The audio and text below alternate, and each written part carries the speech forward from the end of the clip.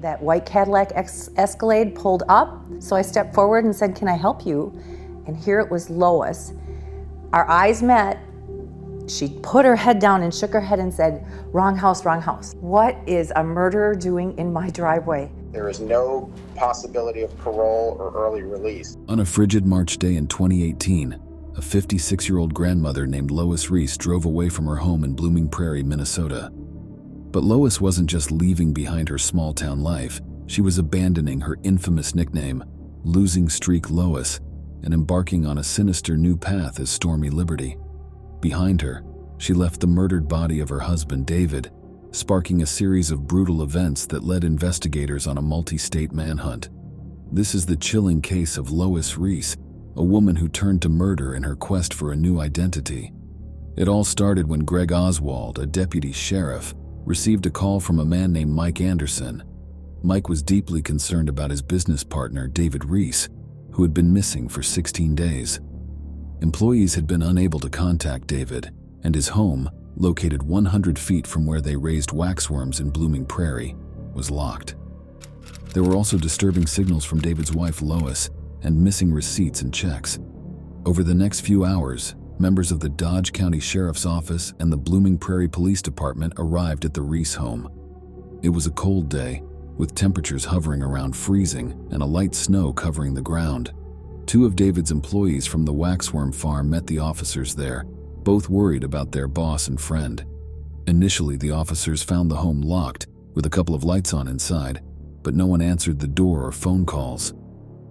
Walking around the home, they saw a light coming from a bathroom window, which was partially open. Blooming Prairie police officer Danielle Kirsty, boosted up to the window by Corporal Jacob Peterson, saw an obviously deceased individual lying on its back, partially covered by a blanket.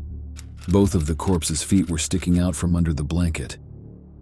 The employees helped the officers find a key hidden under the hood of an LP gas tank, and they entered the house through the garage. Inside, nothing looked out of place. The kitchen was clean, with no signs of a struggle, and a television in the living room was on, but the cable box had been turned off. In the laundry room, there were recent signs of use, and the door to the master bedroom was open. Inside the master bedroom, the door to the master bath had been closed, and a rolled-up towel pushed against the bottom of the door to create a seal. Upon opening the door, they found 54-year-old David Riess's body in the chilly bathroom, dead for at least a couple of days. Crime scene investigators arrived shortly afterward. David had been shot 3 times at close range. The first shot struck his heart, piercing the left ventricle and atrium, then going through to the lower lobe of his right lung. The second shot pierced his heart and lung as well. The third wound was on his left arm, just below the elbow, with an exit wound 1.5 inches below that. A bullet was later recovered from the wall of the walk-in closet in the bathroom, and a shell casing matching the one found under David's body was found in the kitchen. A partially emptied magazine and loose bullets were found in the master bedroom, along with an unlocked and empty fire safe. David was a veteran of the United States Navy who had met Lois while stationed in California.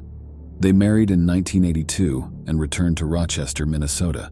David loved fishing, hunting, and boating, and eventually opened a bait shop that he ran for years while Lois provided daycare and babysitting services.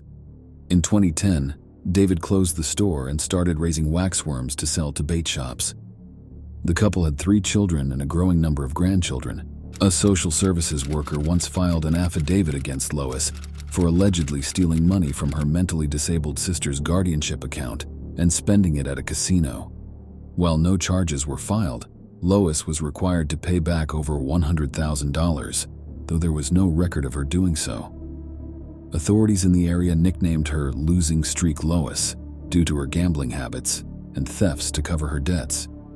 At home, David never brought receipts or business checks to the house, instead leaving them securely at the waxworm farm. An employee last saw Lois on Thursday, March 22nd, when she came down to help with a large order. She said David was still sick but planning to participate in a fishing tournament that weekend. The next day, the company's checks were missing, and David did not show up for the tournament, prompting the welfare check that led to the discovery of his body. Autopsy estimates suggested David had been dead since March 11th, the last time anyone besides Lois had seen him. Lois celebrated St. Patrick's Day at Diamond Joe Casino in Northwood, Iowa, her go-to spot.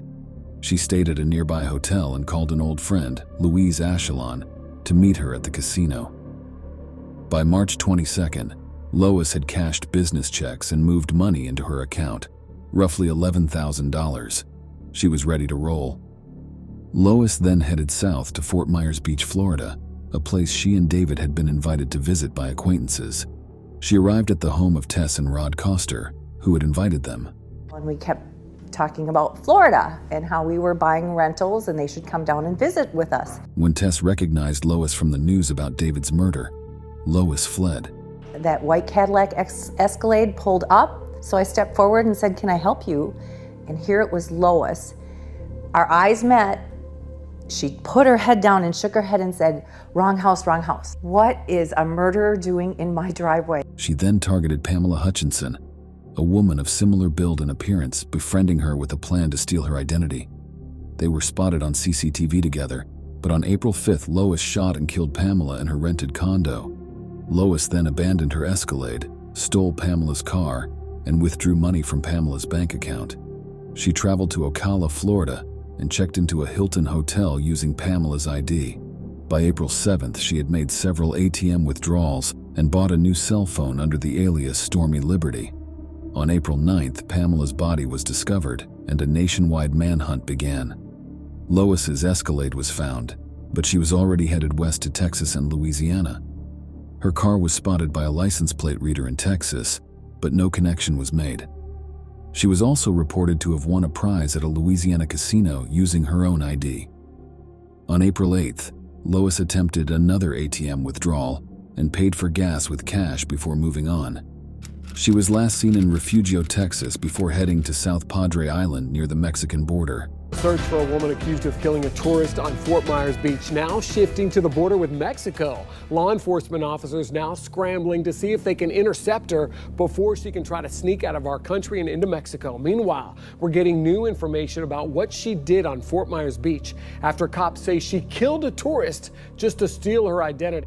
Lois checked into a Motel 6 on South Padre Island, continuing her escape. Lois faced charges in Florida for first-degree murder with a firearm, alongside theft of identity, grand theft of an automobile, and theft of personal property and money. A final twist today in the case of Lois Riess, the Blooming Prairie grandmother who killed her husband and then murdered a Florida woman while on the run. Today, Riess pleaded guilty to first-degree premeditated murder. She faced the death penalty. In Minnesota, she was charged with first- or second-degree murder in connection with the killing of David Riess. Initially pleading not guilty in both cases, she was extradited to Minnesota for trial concerning her husband's murder. There, she claimed during questioning that, after an argument following a basketball game, her husband had handed her a pistol and told her to take her own life. Instead, she asserted, she fired the gun in self-defense, killing him with 2 or 3 shots. Prosecutors dismissed her account, pursuing first-degree murder charges and additional counts, including theft. Ultimately, she pleaded guilty to the murder charge and received a life sentence. In Florida, she also faced trial for these charges. Confronting the possibility of the death penalty, Lois opted to plead guilty in exchange for a life sentence. Her time on the run concluded, and she now faces life behind bars without the prospect of freedom. Her brief period as Stormy Liberty culminated in a disastrous outcome. If this case intrigued you, remember to like, comment, and share your thoughts below. Don't forget to subscribe to our channel and hit the notification bell for updates on new compelling cases.